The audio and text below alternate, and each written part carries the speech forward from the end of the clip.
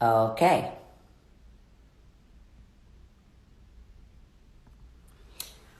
Waiting for my dad. My Instagram was having some sort of panic attack.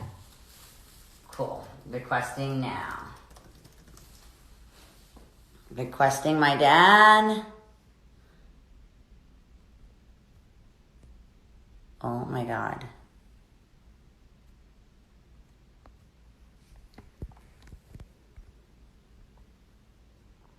Guys, this is what a live show looks like. Sorry, y'all.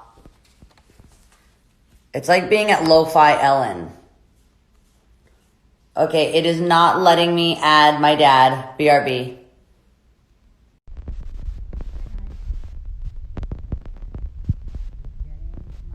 On. For some reason, it is not letting me even push the viewers. It's getting everyone now.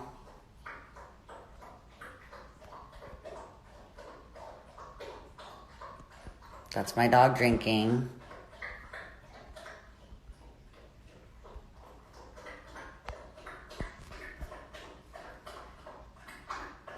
Perfect. Okay, okay.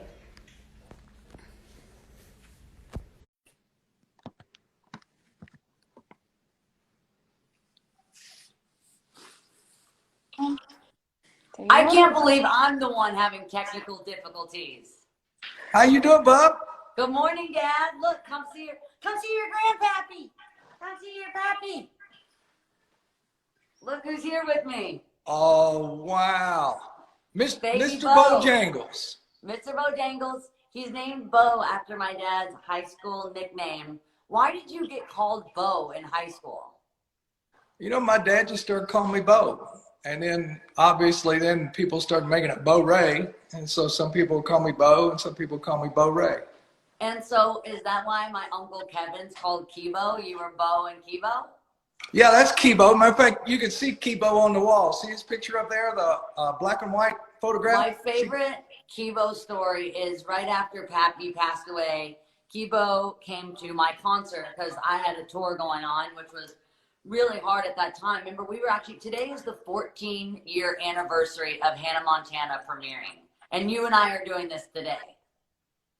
And it smells so lemony fresh everywhere. Remember that episode we had about, oh, it smells so lemony fresh. Sweet nibble. Let's sweeten it. There's sanitizer everywhere.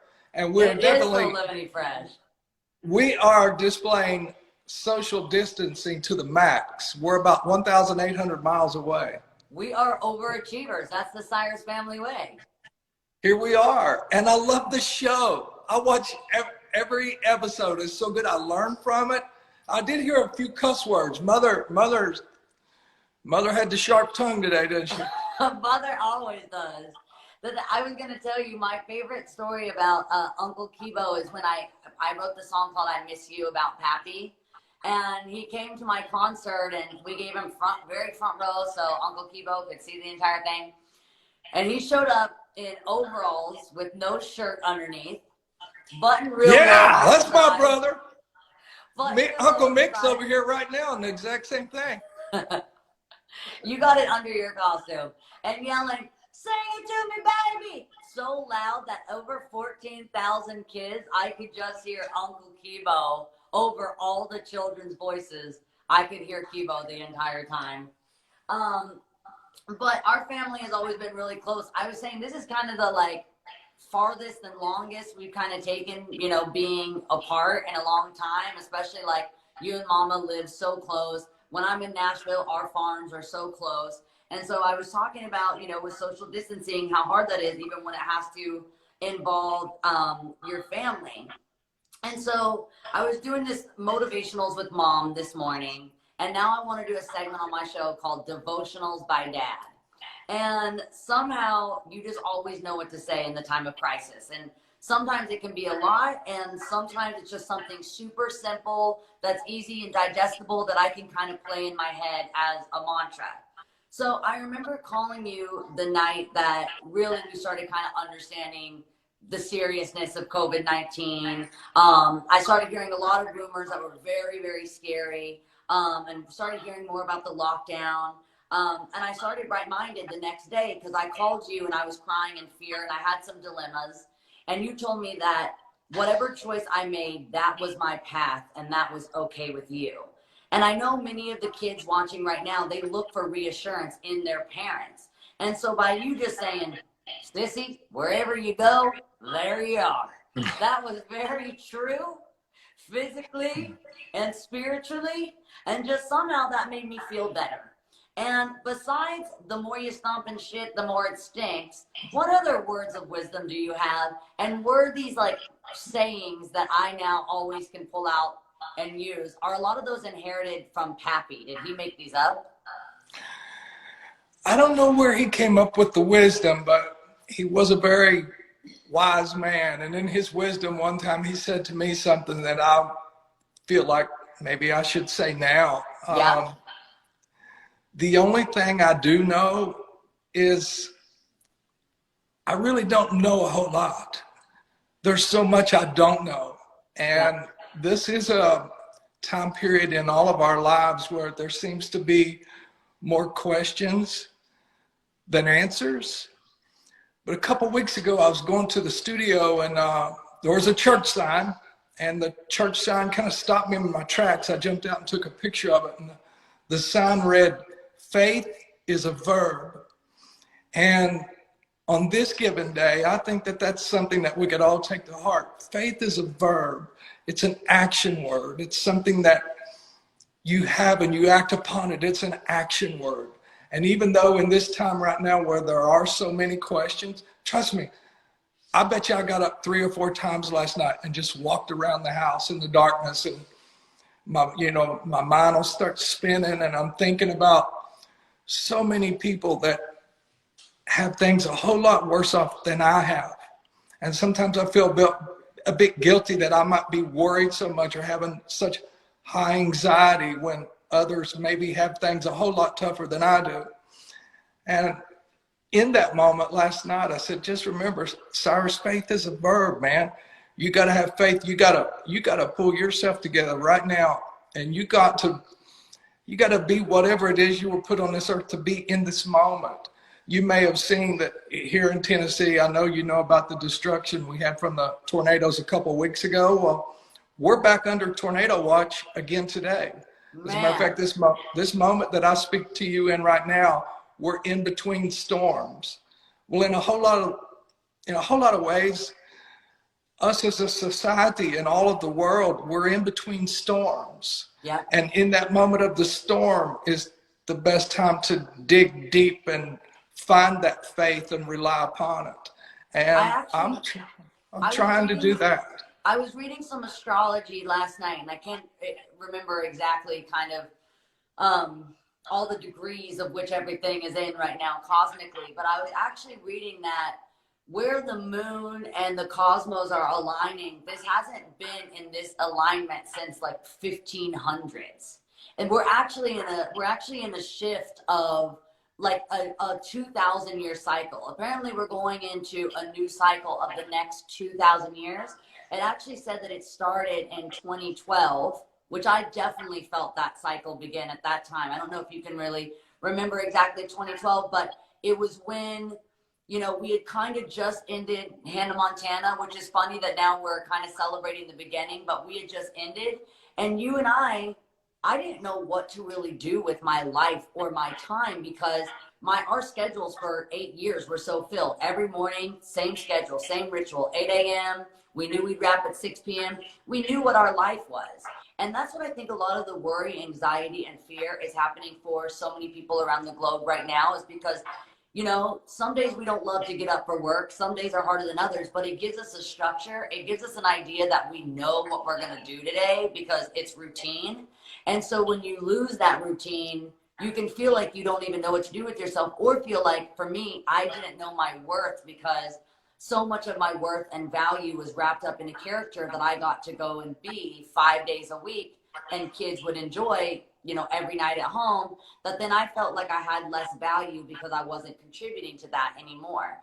But apparently since, you know, 2012 until now, and then actually it said that early on in January, I think they said January 12th was when this shift really locked in that we haven't had in, you know, thousands of years. Well, I happen to be a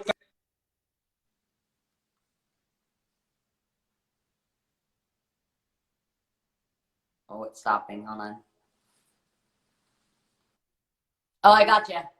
Yep. Okay. I want to know, did you feel that shift? Do you feel it now that you're so intuitive? Do you feel a shift and a change and a cleanse? I feel a lot of things right now, and I do feel a great deal of anxiety. I feel a great deal of sadness, pain, suffering, but yet on the flip side of that, faith is a verb. I know that what we all have to do as human beings and individually, just speaking to an individual out there, listen to me. Thoughts are things. No matter what religion you study or what psychology you study, they all agree, philosophers, biblical, everyone agrees that everything in your world begins in your mind. Yes. And as a man thinketh in his heart and in his soul, so is he. Or Thomas Edison might say, what the mind of man can conceive and believe, it can achieve. Both of those philosophies say the same thing.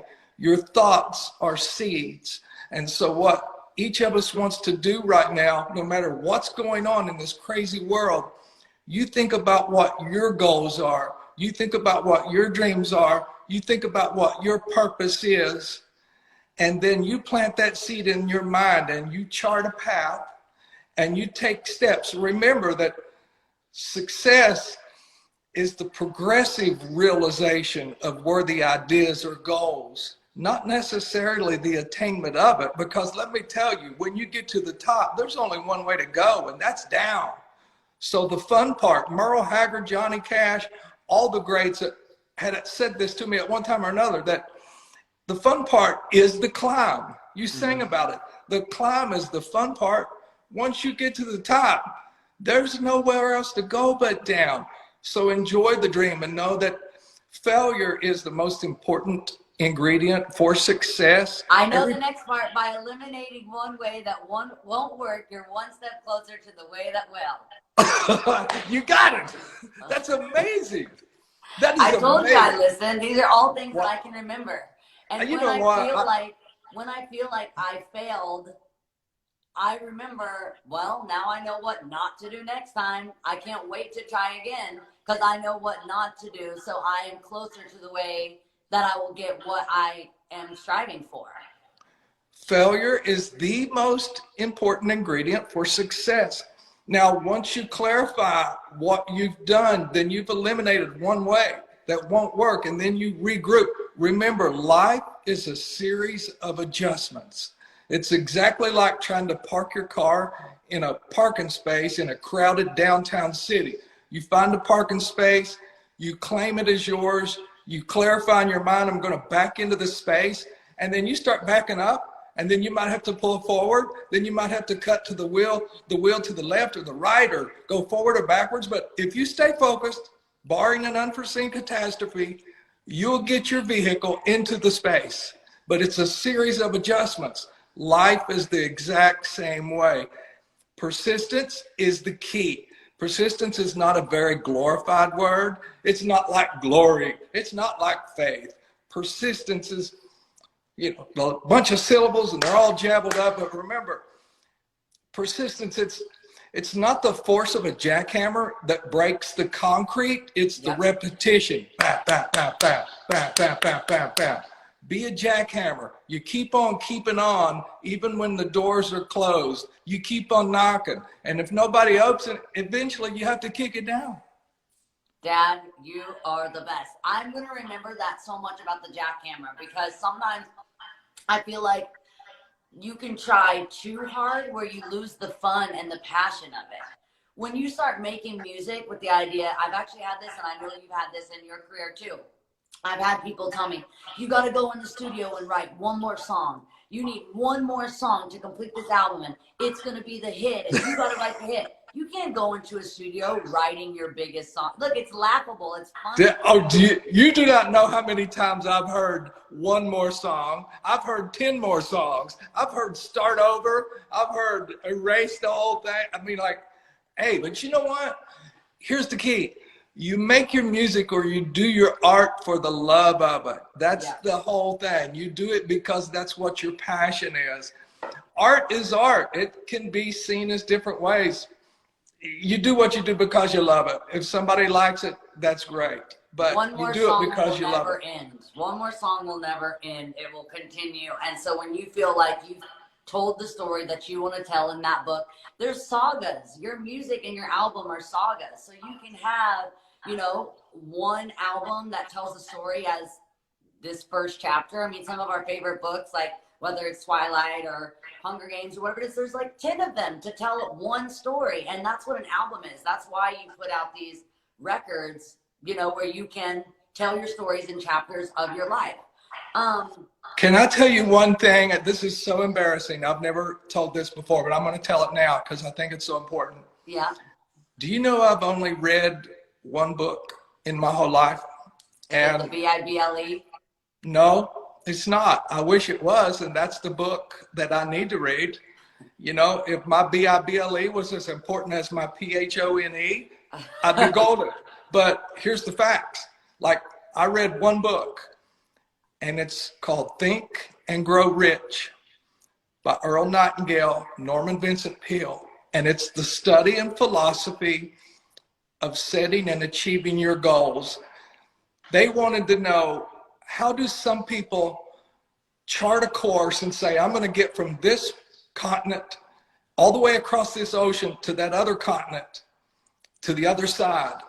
While some people can do that, other people's just go out into the sea and vacillate from one side to another, and the storms come, and pretty soon the waves overtake the ship and they all drown. And this book, Think and Grow Rich, a chiropractor in Flatwoods, Kentucky named Dr. H.B. Bailey stopped me as an 18-year-old kid. Actually, I stopped him. His car was on the side of the road, and I was late for work at Greenbow Lake State Park, and something told me to stop. I thought that the old boy was having car problems. I stopped. I said, "You okay, sir?" And he said, "Yeah, I'm okay. I was just admiring this cattle." And then he said, "Are you Billy Ray Cyrus, Preacher Cyrus's grandson?" And I said, "Yes, sir." And we talked a little bit, and he said, "You know, you strike me as, how would you like to know the secret to be, have, or do anything you ever wanted to be in your life?" Well, at that time, I wanted to be Johnny Bench. Ironically, my hair was such a mess, I threw on this Cincinnati Reds ball cap to come down here and talk with you today, which I never planned on telling the story. So in some ways, maybe this is my full circle moment of being a Cincinnati Red and being Johnny Bench. But when Dr. Bailey said that to me, because I'd never had anything in my life, I'd never had any money, never had any success of anything, I think I was voted in our senior yearbook most likely to fail. I mean, I honestly, it was terrible. I'm embarrassed to say it. Again, I had never read a book by the time I graduated. I don't even know how I graduated. I can't write. The only thing I can write is my name. I have to print. You've seen that. But somewhere when this man said to me, how would you like to be able to know that whatever you think, you can do? And that turned me on. And he told me that he set up an appointment at his chiropractor office, and I came in, and him and his wife handed me a book called Think and Grow Rich. And I didn't just read it, I memorized it page by page. And I would just sit and just memorize the philosophy. And again, a lot of it came from the Bible. A lot of it came from Thomas Edison. A lot of it came from great thinkers who had really figured out what life is. And it is that what you think in your mind are the seeds to what will manifest in your life. And that's my gift to everyone today. If somehow you can find that book, I highly advise not only reading it, but apply it. A good idea is only as good as its execution. Dad, thank you so much for being on the show. I see so many people writing how much this is helping them, that they've been taking notes, that they're writing everything you're saying down. Actually, someone just said, I'm starting a fan account for this iconic dad. And then someone wrote, you don't need books. You are the book. You are the knowledge. I stand Billy Ray. So everyone is like writing down how much this meant to them. That's why I wanted to have you on the show. I mean, I inherited bright-minded, but a healthy amount of optimism and reality. And, also when you know that things aren't just going to get magically better, you have to do something to make things get better. So go out and clean your beaches, pick up the trash, think about, how you're going to be accumulating products, whether it comes to not seeing plastic in the ocean, living responsibly and living with the idea that Mother Nature takes care of us. We have to take care of her. I think obviously if we could see one bright side of the devastation of this coronavirus right now is the videos that we're seeing of fish and dolphins back in Venice. We're seeing bluer skies. I mean, Mother Nature got a little sense of relief because for one time the humans, we're not just vomiting all of what we got to do onto her. The amount of flights that we take, trips that we take in our car daily to get to work. Mother Nature is getting to rest a little bit. And my respect for her and for everything that she, just kind of offers us for nothing in return. And actually, we've been spending so much, humanity has abused her in so many ways. And so just having you on the show, getting to talk about life and perspective, but also, like you said, you didn't just take the book. Taking the book wouldn't have gotten you to where you are. You had to read the book and you had to memorize it and apply it. And so applying the things that we learn without application, then you don't even need the information at all. It's useless to us. And so I think just for my fans to be able to apply what you said today, we loved having you on the show. Thank you so much, Dad. Thank you for being my dad. You've been the best dad ever. And thank you for giving me all these words of wisdom. I love you so much. Don't make me cry. But you did mention Hannah Montana, and 14 years ago, I think we started that. Now, I'll leave you with a little pappyism, Please because do. my dad said to me when my dad said, oddly, we just lost a legend, Kenny Rogers. Yeah. And what a great man. And but my dad said to me one time, he said, son, you're making all these records, but you're living and dying by radio, whether they play your song or not, or whether I can find your album at the record store. Remember when there used to be record stores? Yeah. It was called the record business. Sign all of them. Yeah, I know. So he said, I think you need to have a career like Kenny Rogers and Dolly Parton. And I said, well, I'd love that, Dad, but how do you do that? And he said, you got to branch out into acting. And I go, Dad, I've never even been in a church play. I've never acted anything in my life. And he said, son, I'm sure it's just like anything else. You just got to start. And sometimes when you look at your dream, it may look overwhelming or it may look like impossible. When you write something down, clarify it, you give it life. When you write down, I am going to be an actor, you give it life. When you go and take an acting lesson, or when you go to an audition and fail, you go and get hired. It doesn't matter. You start. Starting is the most important part of really, once you've clarified your goal, just start. You'll find your way down the path. Now, that being said, I got to leave you with one person who told me to tell you hello, and Tyler Perry. Yeah. How many times have we been entertained? That's a great one. How many times have we been entertained, laughed? And Tyler Perry has become my friend, and he so wanted to tell you hi.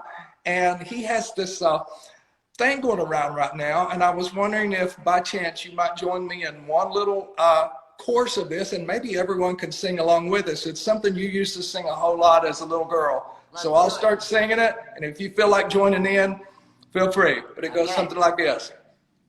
He's got the whole world in his hands. He's got the whole world in his hands. He's got the whole world in his hands. He's got the whole world in his hands. And then you used to sing, he's got brandy and trace. In his hands, he's got brandy and trace. In his hands, he's got brandy and trace. In his hands, he's got the whole world in his hands. Hey, thank you everybody for joining us. Follow your dreams, live life to the fullest, be happy, and hopefully I'll see you here again. This has been a lot of fun. I love you, Dad. I learned more than anyone else learned. I love being here with you. I love you, Dad. Thank you so I much. love you. I'm gonna call Noah now. Look for me on the ball field. I'm going out for the Reds next year. Love I've you, clarified Dad. in my mind I'm going to be the first 59-year-old catcher ever to be drafted. Well, as he thinketh, shall he do. Bye, Dad. I love you.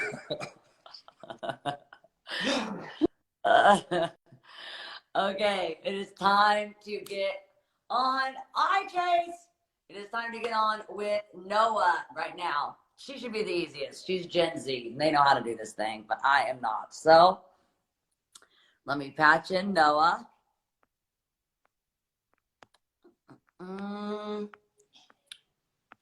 Okay, there she is. See?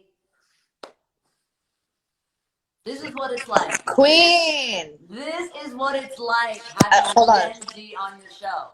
Effortless. That was. You're the only one that's been able to just like get on immediately. That's because you're my youngest guest. What's up, everybody? This has been the most entertaining morning I've had of quarantine so far. Well, I was writing down that this is probably one of the earliest mornings you've had in a couple of years, besides just when you're doing like your crazy schedule with talk shows and all that. But you record in the studio so late at night that you're like a total night owl.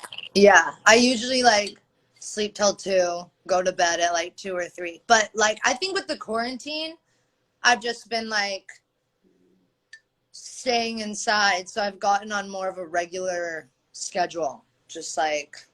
And I feel like that's not too different for you. You're kind of always in. I literally, except I think having like the like rules of don't leave makes it like boring now. You feel me? Like so everything that I like really wanted to do before and I'm doing now and we've gotten for weeks, you now realize like how good you have it. And now like, you know. So, Noah, are you in a cave right now or like a witch's den? Oh my God. Are you in hell? I totally look like I'm in a witch's den. I have my magic potion cup and I'm next to my fire because I'm so cold. Do you not think it's so cold outside? Noah, your set is iconic. It's lit. Literally lit. And like, you are everything to me. I actually have... I do look like I'm in a cave. Have you seen my new puppy? Let me see your puppy. Marshall. I am obsessed with Marshall. Is it because of Marshmallow? Yes, so I could call the kids Marshmallow. Well, speaking of new, you have a new song, which because I am pro, I have printed out Noah's art. That is so nice. It's like being on Jimmy Fallon. You know, but a little more lo-fi. So I just screenshot of that. Basically, a selfie of Noah in her home. Oh my God. This is Noah in her bedroom. Yeah, this is me doing my rituals here at the fireplace. So and that's just right outside who is a complete baddie. And I was talking about this morning we were going to do motivationals with mom, devotions with dad, and Noah talking about I got from my Jesus. So tell me about this song. Tell me just about this song, how it came about. So I met kind of my writing partner because I feel like you can agree like it's nice to like finally like work with like just like one person that like you feel very comfortable with and like you guys just kind of get into like a groove of writing a ton of songs so easily together. And PJ and I met each other in Bali and he played me a chorus that he like had an idea for and he was like, this came to me in a dream last night and I just put it down and I think we should work on it when we get home. And it took us about 3 months of, you know, the world being on fire, animals going extinct, people moving away from tradition, and like the world just kind of,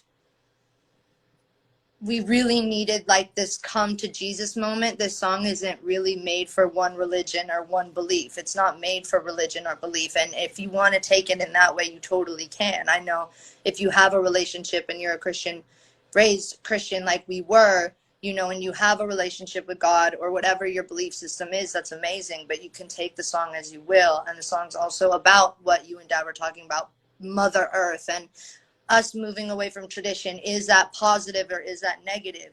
We're killing the earth. We're not going to have any water to turn to wine. And there's so many messages within the song that's just like, we need to protect our earth and our mind and our health and have this like self-realization moment. So the song is more about like, I guess, environmental activism and issues more than just getting high. The song I is about getting definitely, high. no, the song's not about that. Definitely I think You were definitely high as fuck when you wrote it. That's what I was saying. High as hell when you Definitely, wrote it. weed definitely helped get me to the mental state of what maybe brought me to the realization of what I need to speak about and what I need to maybe focus on more with my morals and the world that we live in now, like what we need to protect now with the earth. And so, you know, that's where PJ and I kind of started writing this record, because the world now more than ever needs us, especially Mother Nature, as you were talking about, which is why the music video is just so intact with the elements in the earth, is because, you know, I feel like now more than ever, she needs us. So, okay, I'm reading all these like comments at the bottom of the screen right now, and so many people are writing, Noah dropped the skincare routine. Oh my God. And they're talking about how you're just like so beautiful, and they love seeing you the way that you are right now. Just like you're so unique, and like your style, Your and your skin health, is glowing. everything about you. What's that? Your skin is glowing. Well, I'm beat the gods. Are you? Because I was thinking you weren't. I'm barely, but I got on a little. You know, you're not beat. I got on blush. You look gorge. Thank you. And I got my brows done on, you know? I needed to be about in this quarantine how it's been kind of really nice for me to have this show, because it just gives me some kind of self-worth, because the first couple of days, like, I wasn't getting out of bed, I wasn't showering, I wasn't brushing my teeth, I wasn't washing my face, I wasn't taking care of myself. And then I was like, how am I going to get back to reality? So I've been trying to take care of myself, but we're talking about how amazing your skin is, and I'm talking about just like how beautiful you are. And when I read those comments, I always think about how there's so many times where you talk about like your insecurity and how you feel about yourself, and like on days where you're feeling more insecure or more anxious, or you're struggling with like, you know, just the enemy between your ears, which is like our brains, when it starts attacking us and looping. What do you do how do you stay, I know you're not like bright on the outside, but I mean, like, you're not like, you know, rainbows and sunshine. Yeah. But how do you stay positive? You know, I definitely need like people like my family and people close to me that like I need to turn to sometimes, because, you know, there's a lot of really positive comments, but also I feel like my brain has just been flooded. And I know you more than a lot of people can understand, than people listening, because you and I grew up the same way, and had so many people from the outside coming in. And wait, they're saying no one can hear me. Oh, audio. I know, I can hear you good. Okay, audio Yeah, is good okay. now. So, I don't know. I felt like so much negative stuff was kind of like put into my brain at such a young age.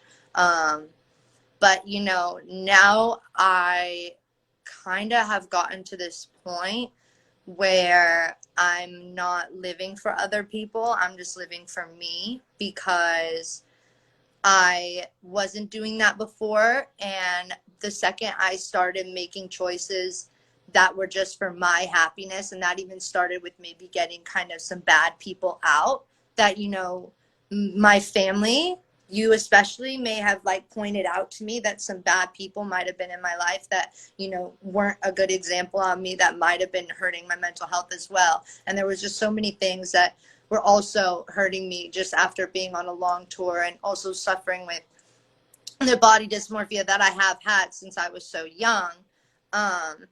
It's hard to stay positive, but there's definitely ways of keeping your mind there and shifting it. And like for me, whenever I get anxiety, which is very often, like whenever I'm performing or I have to go on a show or anything like that, I get really nervous about people taking photos of me or people watching it over and over again on the internet, because they're just going to have more things to say about me, my body, and my face, and that's more for me to read and start to believe.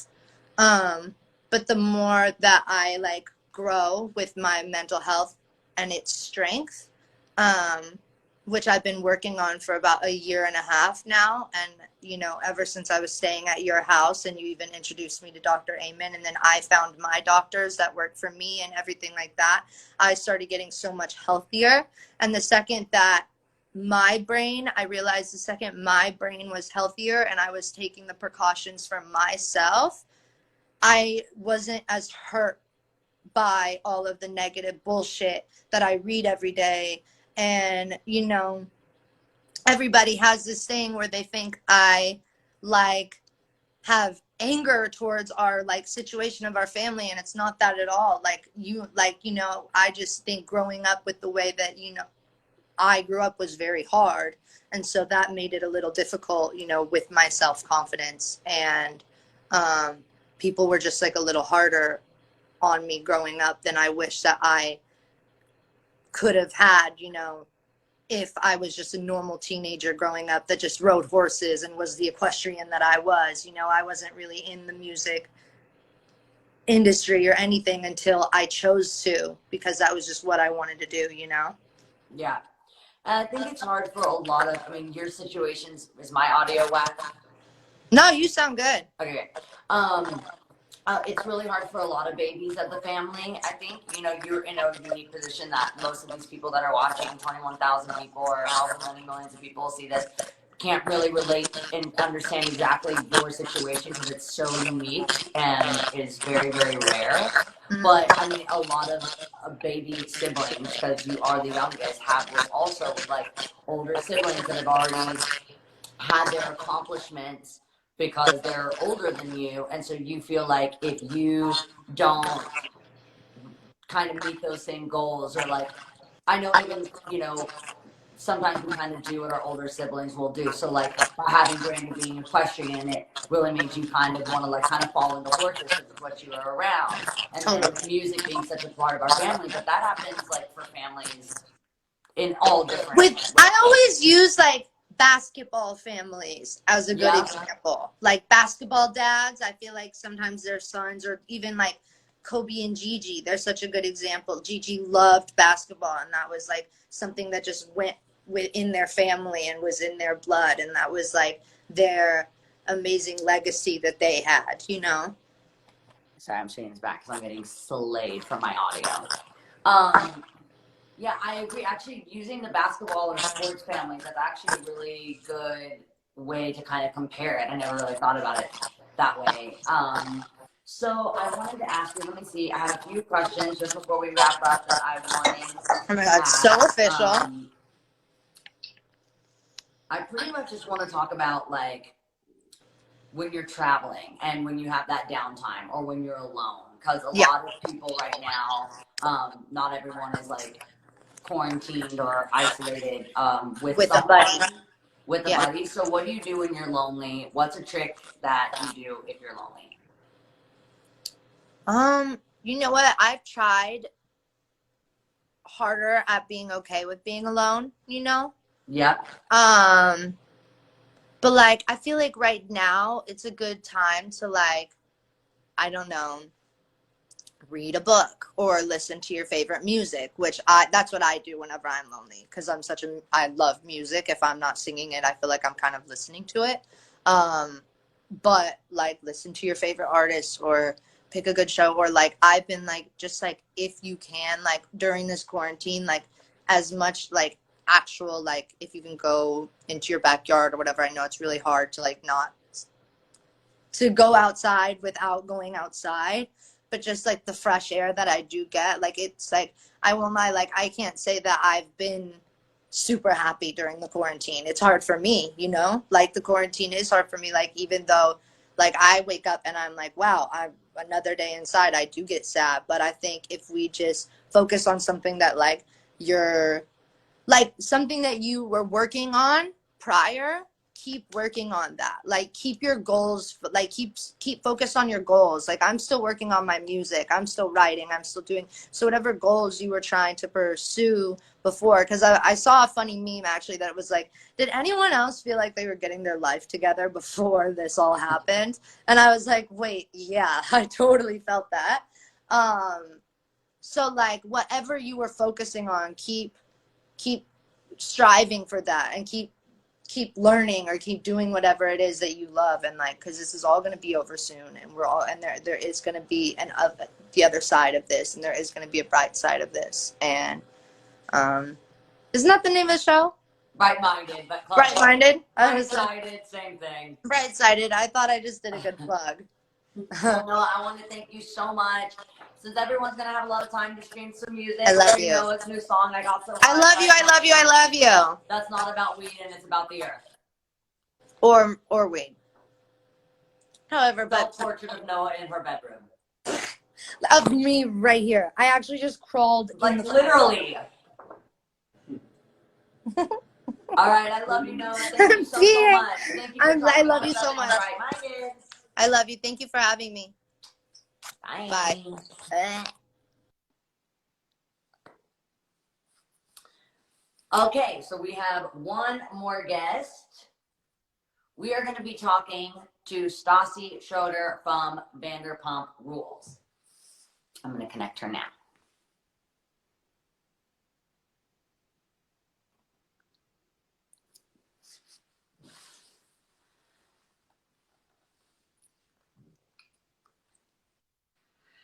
Hello. Hi, I have a very chatty family. Sorry that took so long. No, I enjoyed watching it. I was like, oh my God, so much wisdom. My Jeez. dad is so deep.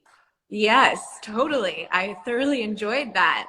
Listen, Miley, you're making me so cool right now. My sister has been messaging me and she's like, Miley is woman, Miley is God. I'm done. I can't get over this. You're officially cool. So thank you. You are making me the coolest person also, because we are like counting down for tonight's episode, and so now I get like to have like is a pre-cap a thing? Like a recap but a pre-cap? Is that a thing? Yeah, I mean, we're quarantined. Shit's weird. I think it should be a thing. Let's make it a thing. We can call it anything that we want. Yeah. So I actually am getting my next level basic on, and I'm doing printouts. So I can, Thank you. I'm so excited about this. The Definitive Basic Bitch Handbook. I've been getting pretty basic in here with a lot of crafting, perfecting my eyebrow arch, deciding if I want more straight or more height. I've been working on snatching my bun. I've been doing all kinds of basic shit. Thank you, Froze. I want to talk to you about your book.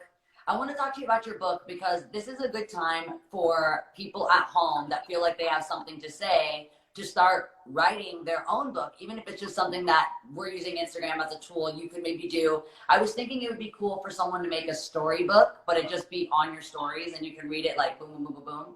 So like a story a day or something like that. And I like that you're telling people that like not all books have to be super serious, because I think it makes it like unattractive when, especially in a time like this, like we want escapism. Right. So how do you start writing a book? Because I saw you doing it on the show and it looked really hard, and like it was hard as shit. It looks hard. It was hard as shit, but it was an idea I had for a really long time. So like writing up the proposal was like, I guess I would say probably the hardest part, like kind of organizing my thoughts.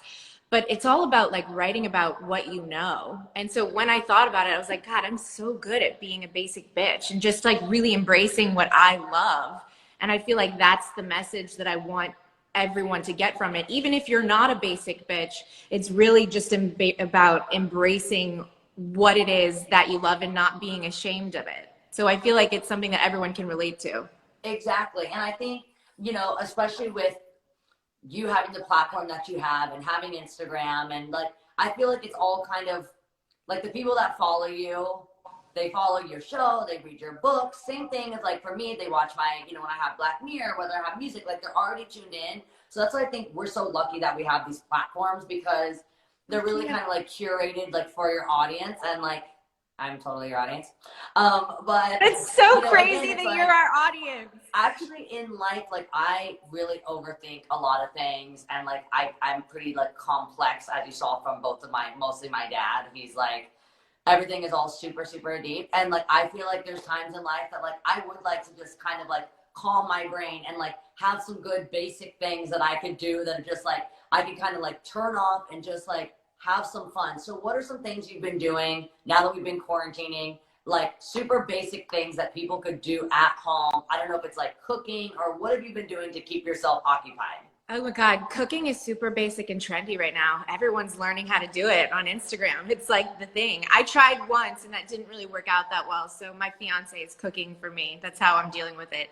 I just think it's all about, when you're feeling stressed, or if you, like you said, like if there's, you just want to have a moment to turn off your brain. I've been rewatching Real Housewives of New York City. Super basic. Love That's it. helped me. Decorating my home, just like honestly, like not feeling guilty about the fact that this is a time to relax as well. Like Yeah. it is, I feel like there's also this pressure for a lot of us to be like, okay, well, we're at home. So yes, it's time to like work on something and do what do the things that you've always wanted to do. And that's great. And if you feel motivated to do that, then that's awesome. But it is also a time to like decompress and recharge your batteries, because when are we ever given a time where we're forced to just be, Yeah, I love the idea of rearranging your space, because I did that also. Like this was my glam room. I can kind of show you. They'll probably like this was my little glam room, but now I turned it into a set. So I have like, oh my God, I have my dog. My dog is a DJ now. Oh, hold on. He said hi. This is where is he? Hold on. This is my puppy. Hi, buddy. oh, And this is my other puppy. Emo, say hi. Oh, here you go. Come here, say hi, Emo. So I turned my like glam room into a studio. I love it. So I did the same thing. I like got this, like I had this light up mirror. So I had things that I already had kind of like around, and I created this little studio. And so I was thinking about how you can take materials that you already have like in your house, and you can give yourself a whole new space. Yeah, by feng shui just, that like, shit. rearranging the shit that you already have. Yeah. Oh my gosh, and it's so much fun. Changes the mood, changes the energy. Agree. And then like rooms are a space that usually you're not spending time in. Like I never really spent time in here. Like I've literally never been in here before. It's just this glam room, and like I very rarely glam. So I had this big empty space, and I'm like, what can I do with it? And so not everyone has like a big empty space that they can't use, but I actually might. Okay, this is really crazy. So when I was a kid, my mom had this really over the top shoe closet, but I was like a total bookworm. So I took all her shoes out, which she was ready to like get rid of me. I took all her shoes out and I turned it into my reading room, and I got all these plants and I put all these plants in there so I could hide behind the plants and read, so my brothers and sisters wouldn't bug me. And so finding a place, even if it's your own closet, and like just putting something tiny in there, and you go, now my closet is my reading space. Giving yourself new places, because we are stuck inside, and every day can feel like they just start blending into each other if you don't move shit around. So I think the idea of rearranging your space is really cool.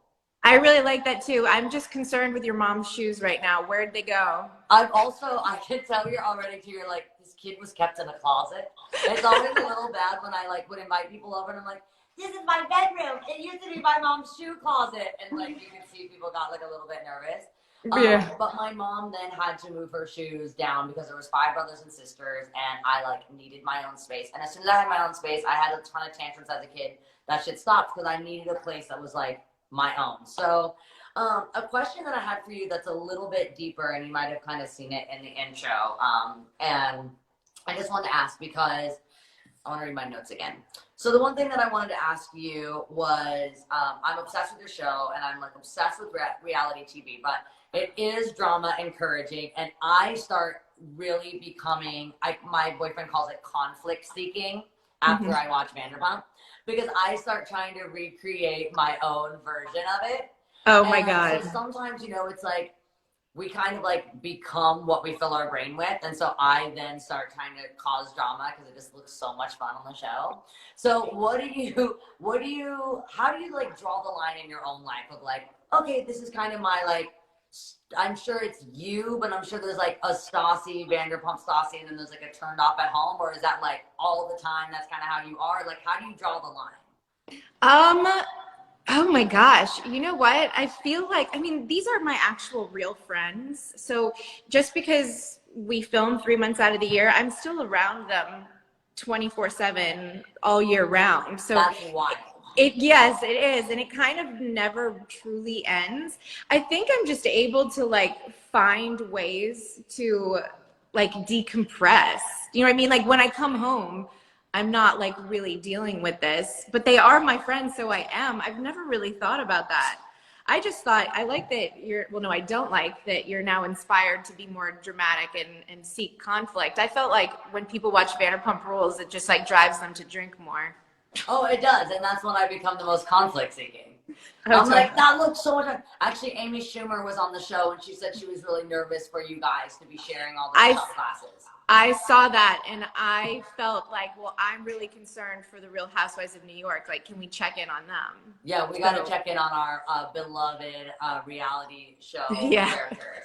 So I was talking about like how, you know, obviously there's like the fights and the stakes and like everything is so heightened because like it is a form of entertainment. Do you guys ever like lose yourself and just forget? Well, probably when you're wasted, but like forget that the cameras are there and then you watch an episode. Like I do that with pictures where I'll be like, wait, I did what? So like, do you ever see the episode and you're just like, oh my God? Yes, that's the worst. It's always when you get wasted. It's always when I'm drinking. I mean, I feel like I've forgotten that the cameras were there since like season 1. I got really used to it and now it's been 8 years. So it's just like the way that our lives are. But watching the scenes back and being like, I don't remember it that way. I don't remember it that way. And just sweating and cringing every single time I turn on an episode. It's like I start like literally having the shakes and I can't control it because who knows what they said when they were wasted. I know. I would not be able like to deal. So I did have one night, you were like out of town. I think it was right when your book was out, maybe, that I went and had a party at Tom Tom. You did. I'm so sad. I went that night at Tom Tom and it was so much fun. And it was just like, it was so amazing because it was kind of like, it reminds me, I mean, Lisa Vanderpump is a freaking genius because it was like going to Disneyland or something because it's like when like little kids get to meet Ariel or something and they're freaking out. It was exactly like that. And it was like getting to be in the episode. It's like Vanderpump Land when you go to Tom Tom. It's totally Vanderpump Land. And she had the dog on the table and everything about it was just how it was on the show. And so I just thought that was really cool because, you know, when I was doing Hannah Montana, the way that me and my dad's dynamic was on the show and even the way I was with the friends, that's really how we were, even though we were scripted. So it was just really cool to see that it really is that way and that even though there's a lot of drama, there's a lot of love. And a lot of people are going to be trapped, you know, in smaller places with, you know, we're spending a lot of time. There's a lot of energy, you know, you don't have a ton of space. So like, how's it going with you and your fiance being in a space where you're together, I'm guessing a lot right now? Yeah. Well, I mean, the thing is that we already are together all the time. We work together. He came on tour with me. Like, so we've already gotten used to being together 24/7. So this really doesn't bother me, like being stuck. He's over there, being stuck with him. I think what bothers me is like, I miss like going to the Grove and stuff like that. I mean, he can just walk into the other room and go play his video games if he wants to, you know? Yeah. That's really good. I'm glad you got a little space, but I think that's what we all need right now. So even if it's your mom's shoe closet, or if it's the shoe closet, make a space of your own. I wanted to thank you so much for being on the show. You have so much good advice. I'm gonna work on being more basic, and I'll send you photos of me doing it. Yes. Yes. All right. Thanks, Miley. See you Bye. on TV. Bye. Bye. And that was my show. Thank you guys so much. Thank you for watching Bright Minded. Another day, Monday through Friday at 11:30 a.m. to 12:30 PT, where we're staying lit in dark times.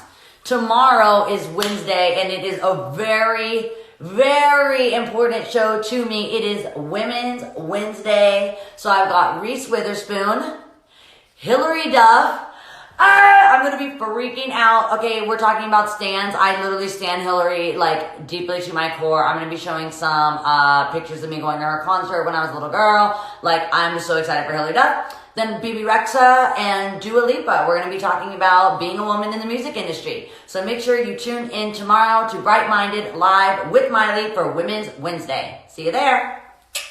Oh, it wouldn't be an episode of Bright Minded without me cueing my intro/outro. If you wanna be bright-minded, there's just one place to go.